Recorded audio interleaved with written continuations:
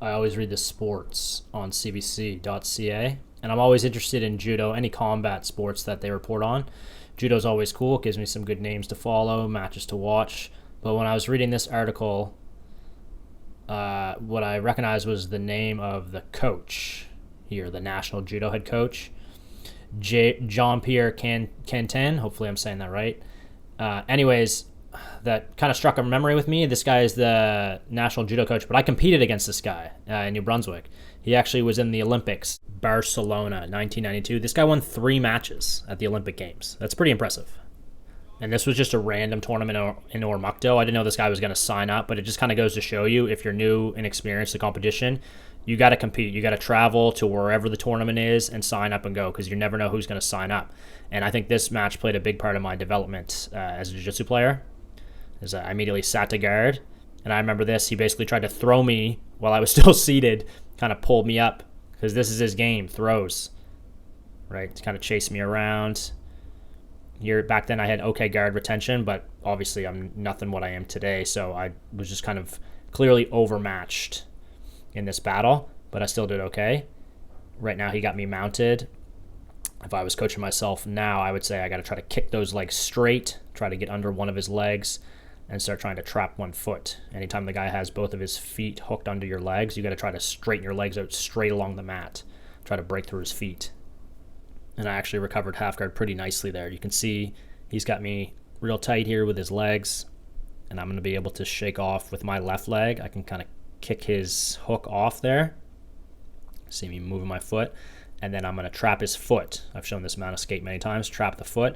Then you got to trap the knee, which I'm starting to do, and I got to try to turn my hips in to face him here. And I was big into deep half guard back then, which isn't going to be a great strategy against a much bigger opponent. And, experience is everything. Against a guy this big and this skilled, you're going to want to try to get on top if you can, so sweeping is going to be the best option, not shooting submissions from bottom, which I'm not in a position now to do, but he has a tight knee cut to pass.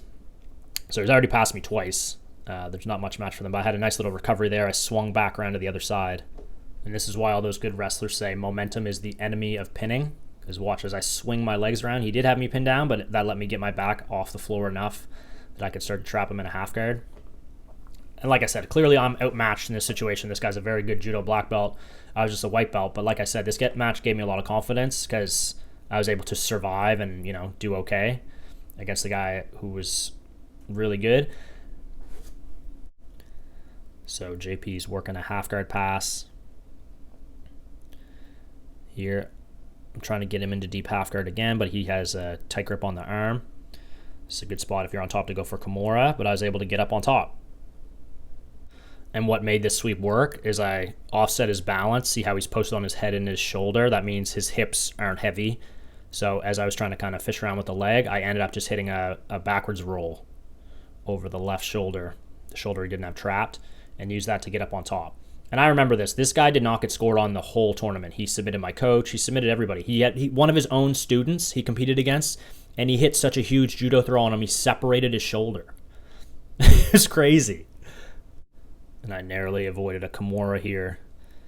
You can see I should be trying to cross face with that right hand, but he's locked me up. I posted on my head so I didn't get thrown over the top, because I still want to stay on top with a guy this size and this skilled at judo. But back then I just didn't have the guard passing that I have now. I had no type of pressure passing. Like I had maybe like a Toriando pass, but really like I'm just trying to hold on top. But even this, like I said, I was the only guy to successfully score on this guy. I didn't get submitted against him. Everyone else got submitted or injured against this guy. This is one of the rare matches where I was actually a little bit nervous. I just didn't want to get hurt. I don't care about losing. I'll fight anyone. It doesn't matter. But I just don't want to get injured. And back then I was so inexperienced that I just thought, oh, this guy's a judo Olympian. He's going to break my neck with a throw. But back then, my coach, John Gale, was like, man, just pull guard. The guy can't throw you from your butt, even though you saw at the start he very well tried. But I was able to successfully defend myself. And once you're in the heat of battle, all those accomplishments and stuff just fade away, kind of. But see, he was able to pull me over him, and now he stands up again. This is not where I want to be, obviously.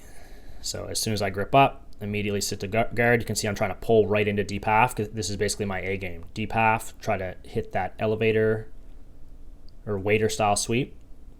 But the guy's so big and he's just kind of sat all his weight over my shoulders here, so it's going to be really hard to launch him forward. I'm trying to hit a kick forward. There's also back takes available. Nice. Tried to come up for the back. He had to put his back to the floor. Let's watch that one again. There's a good near back take. So the thing with this is if he moves his weight too far off, you can slip out the back door, which I was trying to do. I just missed the grip. And then I had the chase going. I was trying to stay behind him, but he did the smart thing of putting his back to the mat and not giving up his back. As a judo guy, you don't want to give your back like that. And now I have a pretty good pin going on here. I should really try to get a lot of left shoulder pressure into the jaw. But one thing judo guys are masters of is gripping. Here, it's going to be very difficult to break a judo guy's grip, which, as you can see, anytime this guy takes a grip on me, it's very difficult for me to break. But again, this experience is really invaluable for me. I'm a big believer in, try to make training tougher than the tournament, or as tough as the tournament, or however that saying goes. But these real tough, challenging matches that turn into dogfights, these are really what's going to mold you as a competitor. This is your most valuable experience. Now this guy's got a Kimura locked up on my left arm. He's trying to use it to sweep or get the finish, but looks like I had the hand in front of the stomach. So he wasn't able to get the submission, but he got the sweep. So now he's back on top. And at this point, I have 2 sweeps, but he had 2 passes and a mount. So that'd be 6, 4, 10. He's probably got me up 10-4 at this point. Now I'm playing a collar sleeve guard, looking for a scissor sweep. But again, that would not be something I'd be trying to go for now against a guy this big. Here, you should try to hunt drags, possibly threaten triangle. But again, a guy this big and strong, it's going to be real difficult to submit him from the bottom, unless you're significantly more skilled, and this guy is very skilled himself, so it's going to be tough. And now he's starting to circle. Now I'm in inverted guard. I don't know what I was thinking here. Maybe try to kick and sweep him forward, or possibly kick through for an inverted triangle attempt. Now I'm trying to go double ankle sweep, and that's time. So like I said, I clearly lost that match. I want to win every match I'm in, but sometimes the experience is more valuable than anything. And like I said, this gave me a lot of confidence when I went against big guys like Orlando or other big matches. It's like, whatever, I already went against this guy and he tried to kill me and he didn't do it. So what's the worst that can happen, right? Anyways, I just thought this was kind of a cool story that I'd share with you guys. Bye.